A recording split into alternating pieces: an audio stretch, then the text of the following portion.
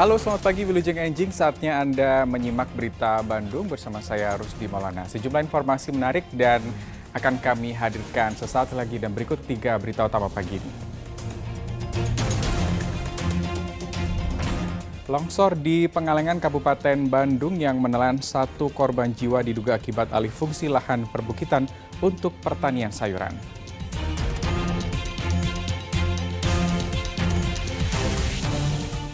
5 sekolah di kota Cimahi dilarang melakukan pembelajaran tatap muka karena muridnya baru pulang libur dari luar negeri.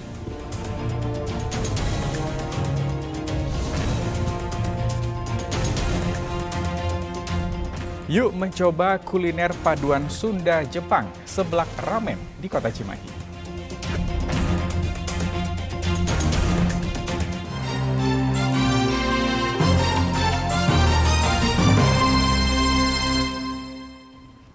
Kita ke informasi pertama pagi ini, 2 orang pengendara sepeda motor di Subang dan kota Tasikmalaya tewas akibat tergelincir saat berusaha menyalip kendaraan di depannya.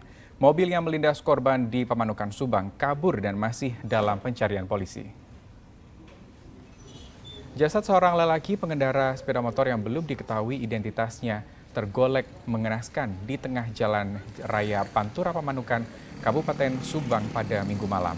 Saksi mata menuturkan korban sebelumnya melaju dari arah Jakarta menuju Cirebon dalam kecepatan tinggi dan berupaya menyalip mobil di depannya. Namun, sepeda motor korban kemudian menyenggol badan mobil yang hendak disalip hingga korban jatuh dan terlindas mobil.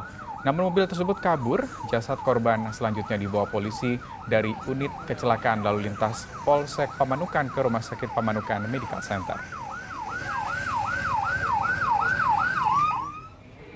Kecelakaan yang menewaskan pengendara sepeda motor juga terjadi di Jalan Cibeti, Kawalu, Kota Tasikmalaya. Almarhum Rizwan warga Kawalu celaka saat berusaha menyalip truk di depannya.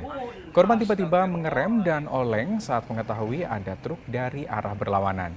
Korban tergelincir lalu terlindas truk yang ingin ia salip. Akibatnya korban meninggal di tempat dengan luka parah di kepala. Kecelakaan ini ditangani unit kecelakaan lalu lintas Polres Tasikmalaya Kota.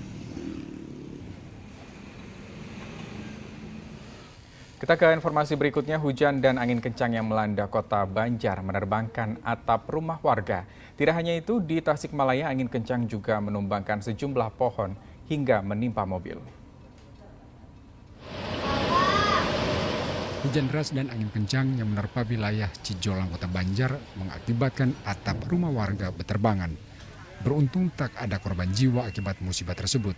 Ada belasan rumah yang atapnya rusak diterbangkan angin.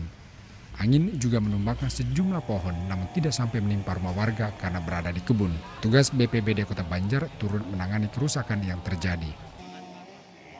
Hujan dan angin cukup kencang mengakibatkan beberapa rumah di perbatasan Jawa Barat dan Jawa Tengah ini mengakibatkan atap berterbangan. Itu tadi ada pas kejadian waktu ada korban jiwa nggak Pak? Kebetulan tidak ada korban jiwa.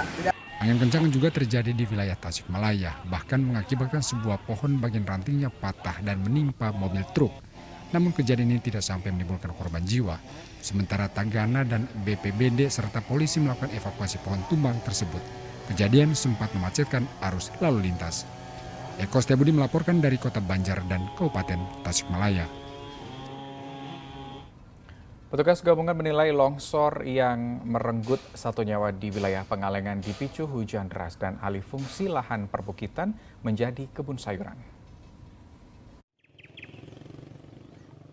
Petugas gabungan BPBD, TNI, dan Polri hari Minggu mendatangi lokasi longsor di Kampung Giri Awas, Kecamatan Pengalengan, Kabupaten Bandung.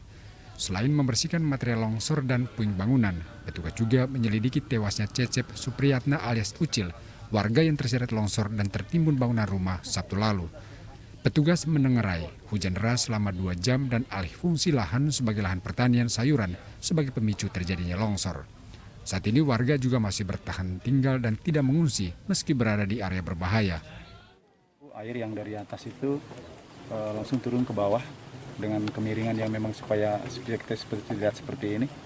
Nah sehingga menimpa rumah yang ada di bawahnya. Kampung yang dihuni 150 jiwa ini memang dikelilingi oleh bukit yang telah ditanami banyak sayuran. Alih fungsi lahan dengan banyaknya tanaman sayuran inilah yang memicu kondisi tanah labil saat diguyur hujan. Kondisi ini membuat puluhan rumah warga di sekitar lokasi ikut terancam jika suatu saat hujan kembali datang. Muhammad Abbas melaporkan dari Kabupaten Bandung. Ya, pasca longsor di Cimareme, Kabupaten Sumedang, petugas gabungan mengusir warga luar wilayah yang mendekati lokasi longsor. Petugas gabungan minggu sore terus memberikan imbauan dan membuarkan warga dari luar yang mendekati lokasi longsor di lingkungan Cimareme di Kelurahan Pasanggrahan Baru, Kecamatan Sumedang Selatan, Kabupaten Sumedang. Puluhan warga yang bukan warga sekitar akhirnya membubarkan diri. Pengen lihat aja. Emang ada keluarga di sini atau enggak? Enggak. Enggak ada ya? Emang cuma sengaja pengen lihat? Iya. Setelah melihat gimana, Bu? Ya terharu sih.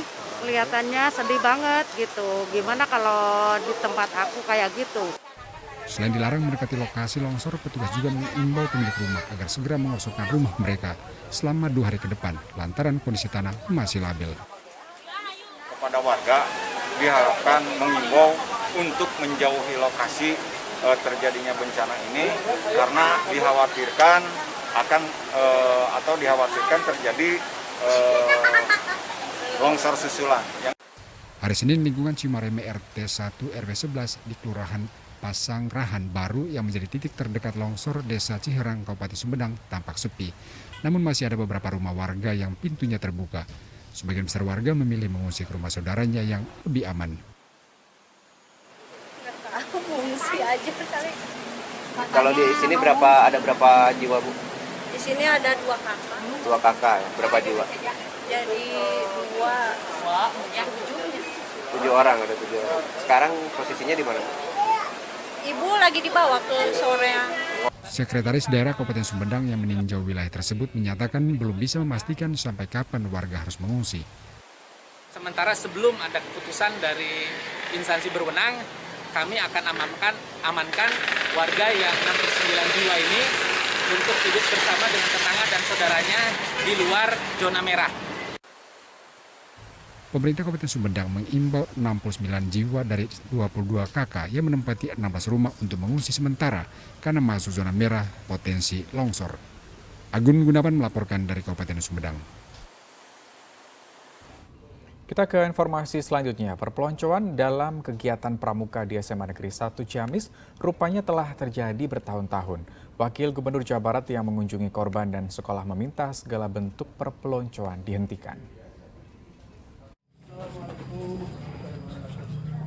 Wakil Gubernur Jawa Barat UU Rushanul Ulum hari Minggu mendatangi rumah salah satu korban perpeloncoan dalam kegiatan pramuka di SMA Negeri 1 Ciamis.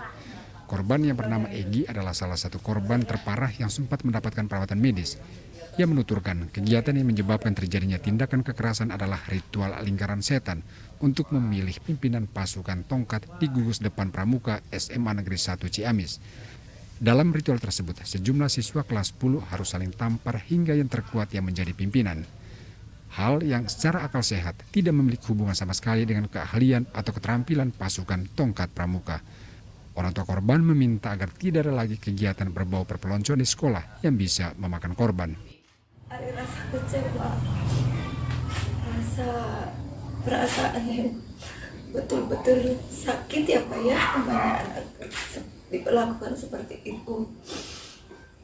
Tapi ya itu mungkin jadikan hikmah untuk semua, jadikan pelajaran untuk semua, ya orang tua, ya sebagai guru, ya anak juga mungkin banyak berbohong karena ada tekanan, mungkin itu dianggap dimaklum kok online gitu ya Pak. Wagub yang juga menemui seluruh siswa kelas 10 dan 11 SMA Negeri 1 Ciamis menyayangkan lemahnya pengawasan pihak sekolah yang tidak tahu ada perpeloncoan yang rupanya sudah turun-temurun. Saya suka, tapi mungkin tinggal diperbaiki. Jangan sampai ada kegiatan pukul-memukul yang begitu panjang dan begitu banyak sehingga terjadi korban. Ada fisik, itu yang tidak boleh. Kalau tadi dia menceritakan bagaimana dipukul segala macam, mengerikan nggak Pak? Iya, ngeri atuh. Seorang 2 kali mukul kiri kanan, kemudian orangnya banyak, ya pantas dia sampai berdarah, sampai tidak bisa makan, sampai juga sakit panas tiris, gitu kan panas. Sampai saat ini sudah ada 18 siswa yang menjadi korban perpeloncoan, namun hanya 3 orang yang menjalani perawatan medis di rumah sakit. Kasus ini telah dilaporkan ke Polres Ciamis, namun belum ada tersangka. Eko Setiabudi melaporkan dari Kabupaten Ciamis.